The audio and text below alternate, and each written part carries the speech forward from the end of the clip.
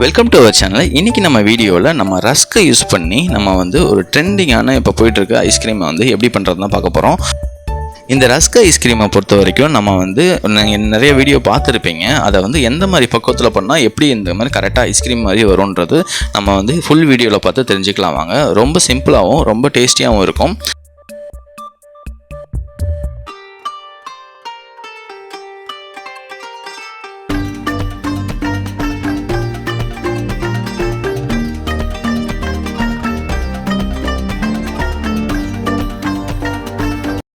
First இதுக்கு தேவையான பொருள் வந்து ஆரோக்கிய பால், நல்லா திக்கான பால் வந்து 2 பாக்கெட் அளவு எடுத்துக்கோங்க.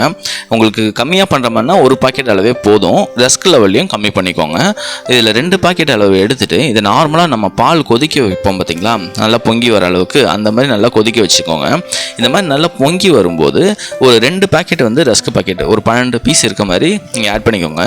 2 பால் பாக்கெட்டுக்கு 12 பீஸு, ஒரு பால் பாக்கெட் ஆட் பண்ணிங்கன்னா ஒரு 6 பீஸ் 5 பீஸ் அப்படி போட்டாலே போதும் உங்களுக்கு.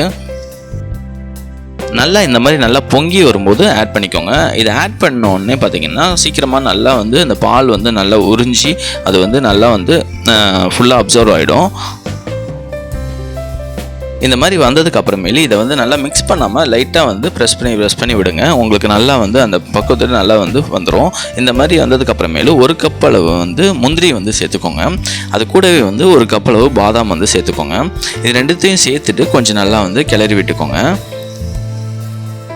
நம்ம முந்திரியும் பாதாமும் நம்ம சேர்க்கறதுனால நல்லா வந்து டேஸ்ட் கொடுக்கும். ஃபைனலாக இந்த ஐஸ்கிரீம் வந்து நீங்கள் சாப்பிடும்போது ஒரு நல்ல வந்து க்ரீமியாகவும் நல்ல ஒரு டேஸ்ட்டாகவும் இருக்கும்.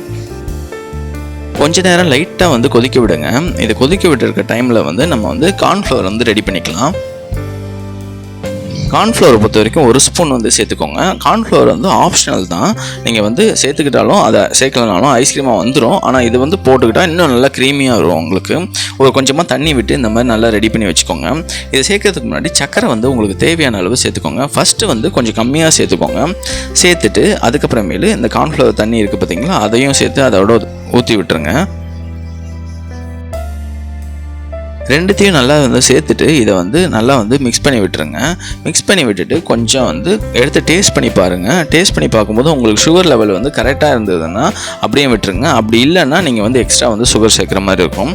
நீங்கள் வந்து டேஸ்ட் பண்ணி பார்த்துட்டு இந்த மாதிரி நீங்கள் வந்து எக்ஸ்ட்ரா கூட நீங்கள் சேர்த்துக்கலாம் சுகரு. எதனால் நம்ம வந்து எக்ஸ்ட்ராவாக நம்ம சுகர் சேர்க்குறோன்னா, நம்ம வந்து இதை ஃப்ரீஸ் பண்ணுறதுனால பார்த்திங்கன்னா சுகரோட லெவல் வந்து கம்மியாகிடும். அதனால் சாப்பிட்றதுக்கு நல்லா இருக்காமல் போயிடும். அதனால் வந்து சுகர் வந்து பார்த்துட்டு நீங்கள் வந்து சேர்த்துக்கோங்க.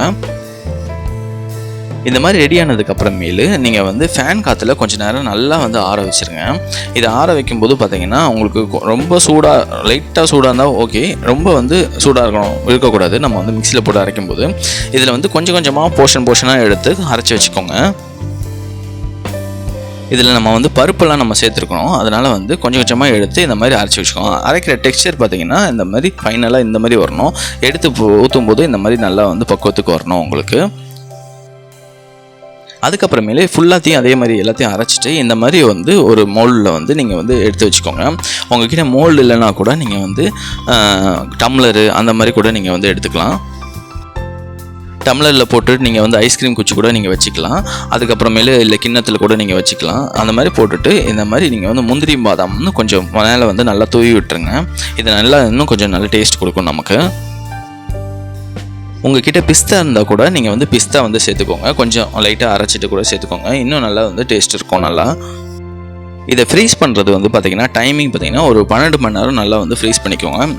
சாயந்தரம் பண்ணிங்கன்னா நீங்கள் காலையில் எடுத்து கூட பார்க்கலாம். இந்த வீடியோ பிடிச்சிருந்தா நீங்களும் ட்ரை பண்ணி பார்த்துட்டு கமெண்ட்டில் வந்து சொல்லுங்கள். மறக்காமல் சப்ஸ்கிரைப் பண்ணிடுங்க. தேங்க்யூ.